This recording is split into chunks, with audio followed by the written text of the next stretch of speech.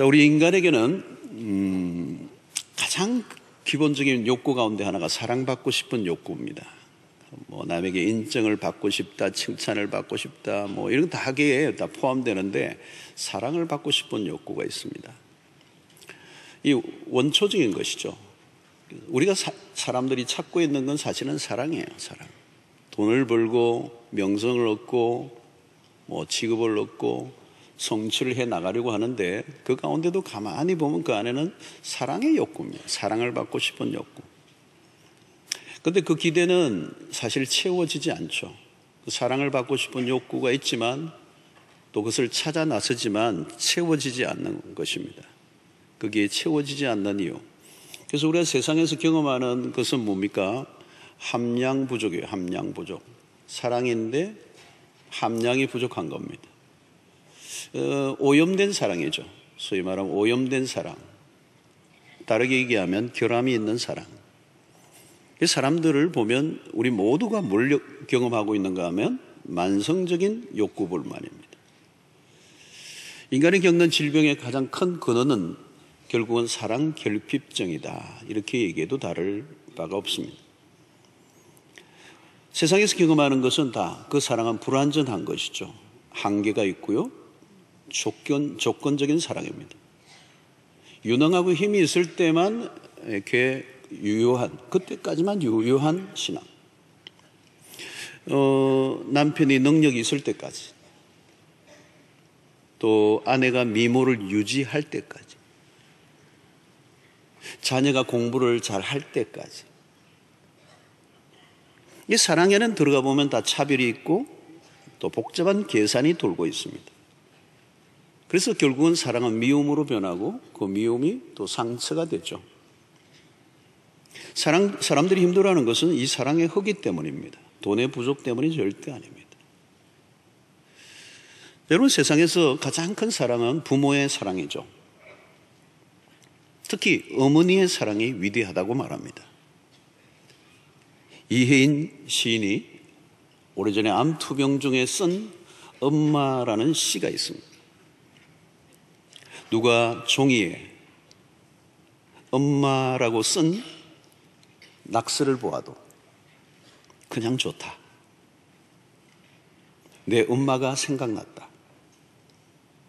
몸이 아프고 마음이 아플 때 매일 먼저 불러보는 엄마. 엄마라 부르면 일단 살 것 같아. 그 엄마의 속에 있는 그 엄마라고 하는 이름만 불러도 뭔가 내 안에 말로도 할 수 없는 힘을 나게 하는 그 표현을 시를 통해서 했습니다. 엄마들의 자식에 대한 사랑은 어떤 것과도 비교할 수가 없죠. 언제나 그 이름을 들어도 놀랍고 감동적입니다. 그런데 이 엄마의 사랑도 함량 부족입니다. 우리 아이들이 어릴 때입니다. 우리 집에 둘째 아이가 자기 엄마와 차를 타고 집으로 돌아가면서 대화 중에 자기 아빠에 대한, 아빠는 모 목사입니다. 자기와 놀아주지 않는 것에 대해서 섭섭함을 마음으로 토해내다가 마침내 울음이 터지더라고요. 그런데 제 아내도 함께 울었는데 운 이유는 작은 아이가 아니라 작은 아들보다 더 못해준 큰 아들 때문에 마음이 아파 온 것입니다. 아이나 어른이나 모두 외로움에 떨고 채워지지 않은 부족한 사랑 때문에 웁니다. 세상은 함량 부족의 사랑에 마음이 상하고 지치고 방황하는 것입니다. 이 부족한 사랑으로 인해 생겨난 마음의 상처는 사람들과의 관계, 하나님과의 관계, 이 모든 관계의 문제를 일으킵니다. 분노의 감정, 원망의 감정, 원망과 불평, 반항, 이런 여러 가지 부정적인 그런 감정들은 사실 사랑에서 일어난 상처로 인한 표출입니다. 상처는 사랑을 의심하게 만들고 사랑을 받아들이는데 어려움을 느끼게 만듭니다. 우리가 신앙생활을 하면서 가장 많이 듣는 것이 뭡니까? 하나님의 사랑입니다. 성경은 하나님의 사랑으로 도배되어 있습니다. 사랑이라는 단어를, 사랑이라는 감정을 빼버리면 성경이 될까요? 불가능합니다. 그런데 우리가 그 사랑을 느끼고 신앙생활을 하고 있는가? 이론적으로 머리로만 알 뿐이지 구체적으로 그 사랑을 경험하지 못한 신자들이 의외로 많습니다. 머리로는 아는데 경험적으로 아는 것과는 달라요. 신앙생활을 하지만 왠지 공허하고 찬양과 예배를 드려도 마음으로 다가가지 못할 때가 많습니다. 오늘 요한은 요한 1서를 이렇게 시작합니다. 요한 1서를 보면 1장 1절이 이렇게 시작해요. 태초부터 있는 생명의 말씀에 관하여는 우리가 들은 바요, 눈으로 본 바요, 자세히 보고 우리의 손으로 만진 바라. 신앙이라고 하는 것은 모호하지 않다는 거예요. 신앙은 추상적이지 않다는 거예요.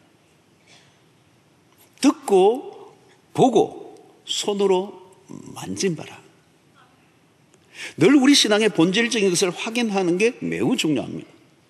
이 하나님과 나와의 관계, 이 관계가 어떻게 맺어졌는가가 우리의 신앙의 기본이고 본질의 문제입니다. 예배가 무엇입니까? 우리의 편에서 하나님을 감동시키기 위해서 일방적인 어떤 노력을 하는 행위가 절대 아닙니다. 우리의 행위 이전에 하나님의 행위가 먼저 있었습니다. 우리의 모든 신앙의 반응의 출발점은 우리에게서가 아니라 하나님이라는 거예요. 우리가 하나님을 사랑하기 이전에 하나님의 편에서 우리를 먼저 사랑하셨다. 오늘 19절의 말씀을 보면 이런 말씀이 있습니다. 우리가 사랑하면 그가 먼저 우리를 사랑하셨습니다. 우리가 하나님을 안 것은 우리 스스로의 지식에 의한 것이 아니라 하나님으로부터 온 것이고 하나님의 사랑 안에서 그 지식을 알게 되었다는 것입니다. 7절을 보면 사랑하는 자들아 우리가 서로 사랑하자. 사랑은 하나님께 속한 것이니 사랑하는 자마다 하나님으로부터 나서 하나님을 알고. 사랑은 누구에게 속했다는 것입니까? 하나님에게. 그리고 그 사랑하는 자마다 하나님으로부터 났다는 거예요. 우리의 출생은 하나님으로부터 나온 것입니다. 우리가 눈에 보이지 않는 하나님을 어떻게 믿고 사랑할 수가 있습니까? 신앙이란 우리가 무엇을 해야 한다는 부담감으로 시작한다면 잘못된 접근입니다. 하나님의 편에서 우리에게 강요나 협박을 하셔서 우리에게 무엇인가를 받아내려고 하시는 의도는 하나도 없습니다. 항상 먼저 우리를 향한 하나님의 지구한 사랑이 있었습니다. 신자는 그 사랑에 눈을 뜬 자들입니다. 이전에 전혀 보지 못했던 사랑에 놀라요. 결국 우리 신앙의 출발은 뭐냐면 그 하나님의 사랑의 놀람이에요. 놀람. 자, 오늘 사도 요한은 하나님의 사랑을 구체적으로 소개하고 있습니다. 오늘 9절을 보면 하나님의 사랑이 우리에게 이렇게 나타난 바 되었으니 그랬어요. 하나님의 사랑이 나타났다는 거예요. 숨어 있는 게 아니고 애매모호하게 있는 상태가 아니고 개념이 아니고 분명하게 드러났는데 어떻게 해요? 하나님이 자기의 독생자를 세상에 보내심은 하나님이 자기의 독생자를 세상에 보내심으로 우리를 살려주신 그 사랑이 나타났던. 만약에 하나님이 사랑이십니다 라고 하나님 말씀으로 끝나버렸다면 그건 개념이 되는 거예요. 하나의 이론으로 끝나는 겁니다. 그러나 하나님의 사랑은 이렇게 나타난 바, 우리에게 이렇게 나타난 바 되었다. 나타난 그 사랑이 어떤 거예요? 독생자를 세상에 보내신 사랑. 자, 10절을 보면 사랑은 여기 있으니 우리가 하나님을 사랑한 것이 아니요 하나님은 우리를 사랑하사 우리 죄를 속하기 위하여 화목제물로 그 아들을 보내셨습니다. 여기서도 마찬가지. 사랑은 여기 있으니 그랬어요. 하나님의 사랑이 분명하게 드러나서 이제 보라는 거예요. Behold, 보라. 여기 있다, 사랑이. 그 사랑이 구체적으로 어떻게 해요? 우리 죄를 속하기 위해 화목제물로 그 아들을 보내셨다. 그 사랑은 어떤 사랑이라고요? 18절에 보면 사랑 안에 두려움이 없고 온전한 사랑이 두려움을 내쫓나니 두려움에는 형벌이 있습니다. 두려워하는 자는 사랑 안에서 온전히 이루지 못하였느니라. 하나님의 사랑은 온전한데 그 온전하다는 뜻이 뭡니까? 그 사랑 안에는 두려움이 없다는 거예요. 여러분, 이 세상에 우리가 사랑을 하지만 두려움이 있어요. 어떤 사랑에도 여러분들 들어가 보세요. 그 안에 두려움이 있어요. 사랑하고 있는데 두려움이 있어요. 이유가 뭘까요? 그 사랑이 온전하지 않다는 거예요. 하나님의 사랑은 두려움이 없다는 거예요. 자, 오늘 11절도 보면 사랑하는 자들아 하나님이 이같이 우리를 사랑하셨은즉 우리도 서로 사랑하는 것이 마땅하도다. 자, 오늘 여기에서 이같이 우리를 사랑하셨은즉, 동일하게 요한이 강조하는 것은 뭡니까? 하나님의 사랑이 구체적으로 우리에게 나타났다는 거예요. 사랑은 결코 모호하지 않아요. 사랑은 결코 관념적이지 않아요. 엄마의 사랑이 어찌 관념적입니까? 엄마 하면 눈물이 쭉 나는 이유는 그게 관념적이지 않고 이론적이지 않고 구체적으로 우리가 경험한 것이기 때문에 하나님의 사랑이 그렇다는 거예요. 이같이 나타났다. 독생자를 우리 위해 내어놓으신 사랑, 그 사랑은 듣고 보고 느끼고 만질 수 있는 사랑. 그래서 우리의 모든 하나님과의 관계의 출발은 그 사랑입니다. 그러므로 그리스도인이라고 하는 것은 누구입니까? 하나님의 이 사랑을 경험한 사람이다. 우리의 출생 자체가 하나님의 사랑으로 인하여 시작이 됐다는 거예요. 그리스도인이 됐다라고 하는 이 자체가 하나님의 사랑이 없으면, 그 원인자가 없으면 우리는 불가능하다. 그러므로 우리가 하나님을 사랑한 것이 아니고 하나님이 먼저 우리에게 사랑하시고 우리가 하나님에게 다가가기 전에 하나님이 우리에게 다가오셔서 우리에게 사랑을 베푸신 하나님. 그래서 우리의 신앙의 행동 이전에 하나님의 편에서의 행동이 먼저 있었고 그 행동은 사랑이었다는 것. 디베랴 바닷가에 이 사도 요한이, 오늘 사도 요한이 요한 1서를 기록했을 뿐만 아니라 이 요한복음의 마지막 21장을 보면 디베랴 바닷가에 도망을 가버린 베드로에게 찾아오신 주님과의 이야기가 나옵니다. 주님의 십자가상의 그 극한 고통 속에 이 제자들이 다 도망을 가버렸어요. 부활하신 예수 그리스도를 목격하고 또 도망을 가버렸습니다. 그런데 그곳에 주님이 다시 찾아오십니다. 그리고 너가, 요한의 아들 시몬아, 너가 나를 사랑하느냐? 이 질문을 3번 던지세요. 이 질문을 하신 의도는 뭘까요, 여러분? 배반한 제자가 뭐가 좋다고 찾아왔겠습니까? 찾아온 이유는 그를 사랑한다는 얘기예요. 그래서 너가 나를 사랑하느냐, 이 말의 표현은 내가 너를 사랑한다는 얘기예요. 이 이야기를 3번이나 질문하면서 확인을 하고 있습니다.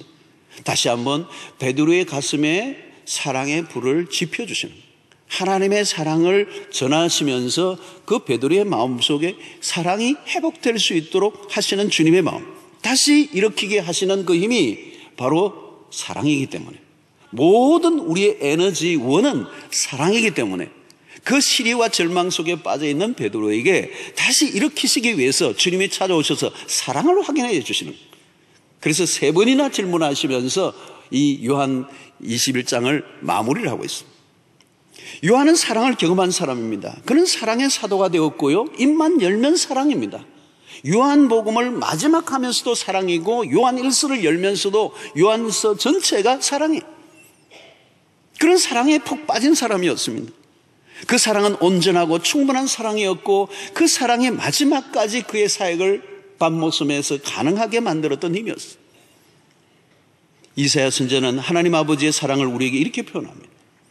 이사야 49장 15절을 보면 여인이 어찌 그 젖 먹는 자식을 잊겠으며 자기 태에서 난 아들을 긍휼히 여기지 않겠느냐.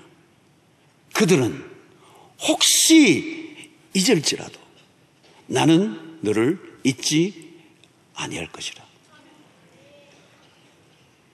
바울은 그 사랑에 녹아납니다.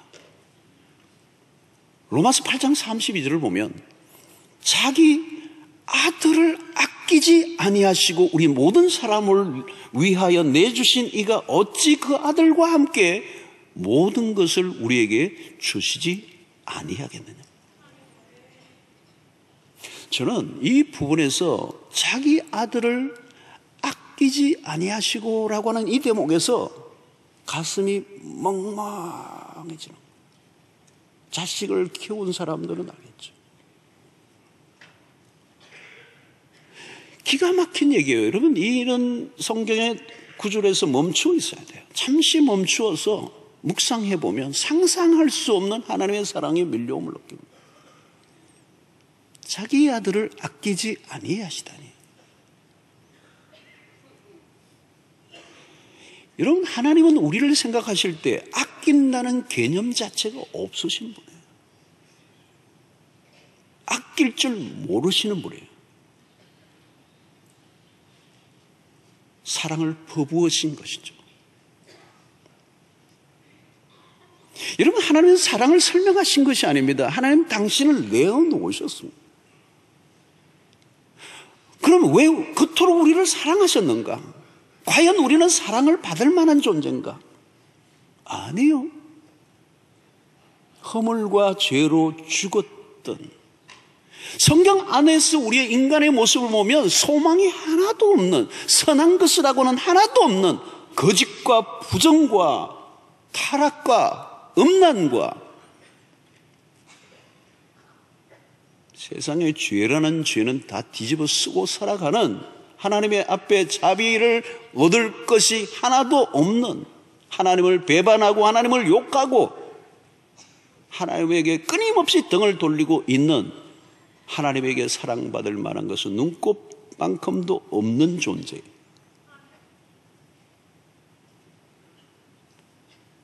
그 인간을 위하여 자기 아들을 아끼지 아니하시고 내어주셨다. 이해를 넘었습니다. 이해할 수 없는 사랑. 우리는 이 사랑을 crazy love라고 그래요. 미친 사랑이라고 그래요. 이건 미친 거예요.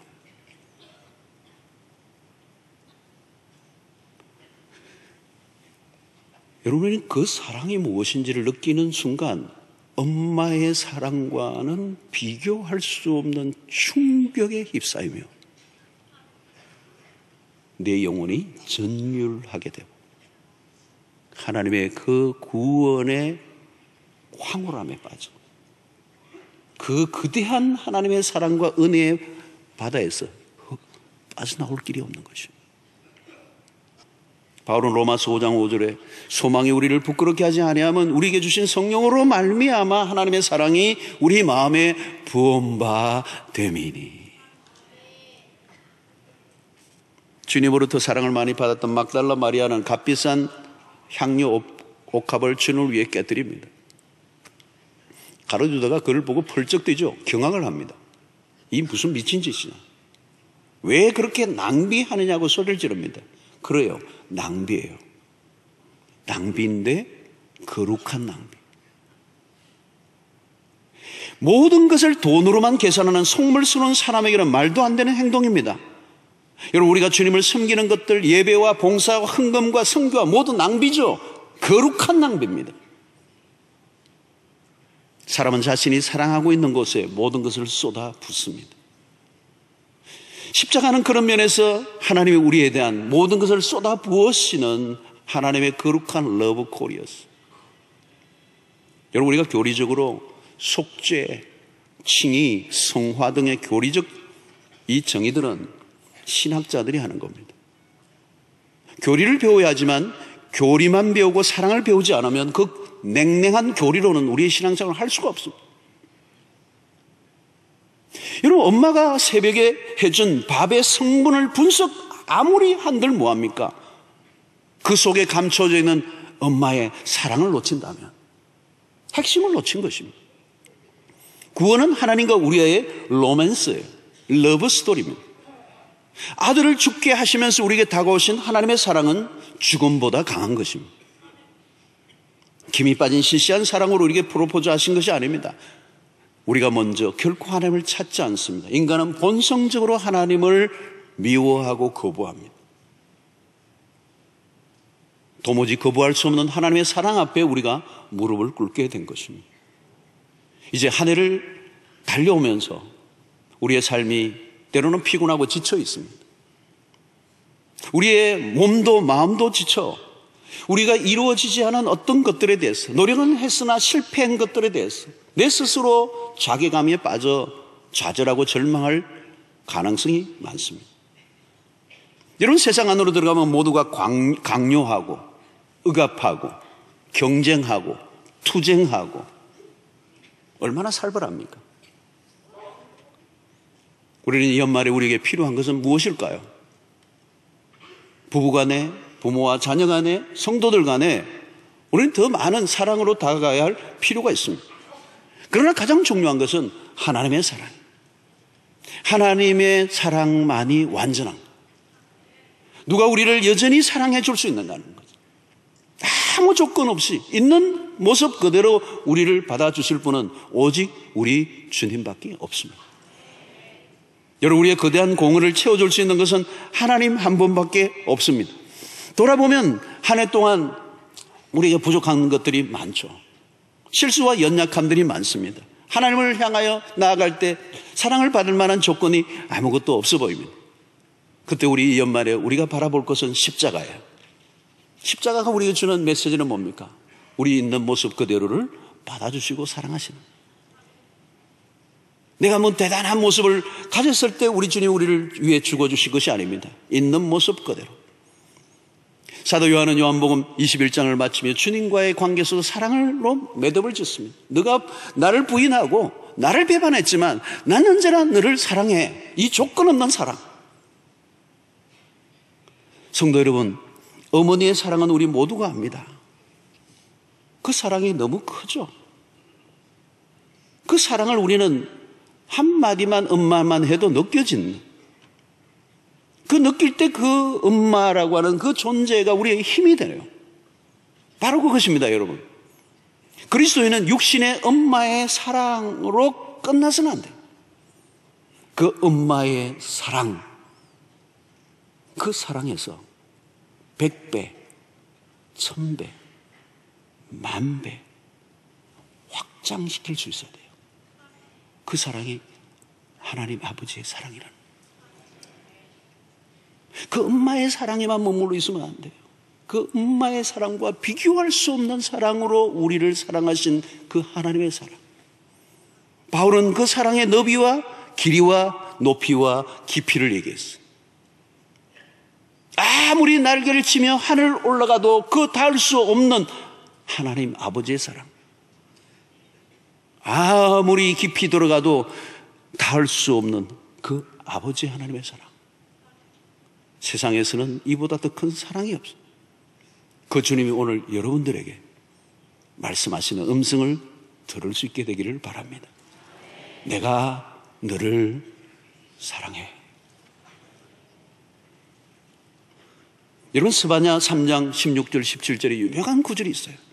그날에 사람이 예루살렘에 이르기를 두려워하지 말라. 시온아, 내 손을 늘어뜨리지 말라. 낙심하고 절망하여 너의 손을 늘어뜨리지 마라. 왜? 너의 하나님 여호와가 너의 가운데 계시니 그는 구원을 베푸실 전능자이시라. 그가 너로 말미암아 기쁨을 이기지 못하시며 너를 잠잠히 사랑하시며 너로 말미암아 즐거이 부르며 기뻐하시리라. 여러분, 이 음성을 들으실 수 있게 되기를 바랍니다. 세상에 누가 무슨 소리를 하든지, 내 상황과 조건이 어떠하든지, anyway, whatever, 어떤 상태든지 난 너를 사랑해. 그게 십자가요. 엄마의 사랑을 100배, 1000배, 10,000배보다 더 놀라운 사랑으로 우리에게 다가오신 그 아버지의 사랑이 오늘 여러분들 모두에게 충만하게 덮어져서 다시 용기를 얻고 다시 희망을 가지고 다시 힘을 내고 2019년을 향해 달려가는 은혜가 있게 되기를 바랍니다. 그 사랑으로 내가 충분합니다. 이 고백이 여러분들이 입에서 나온다면 우리는 다시 일어설 수 있으리라고 믿습니다.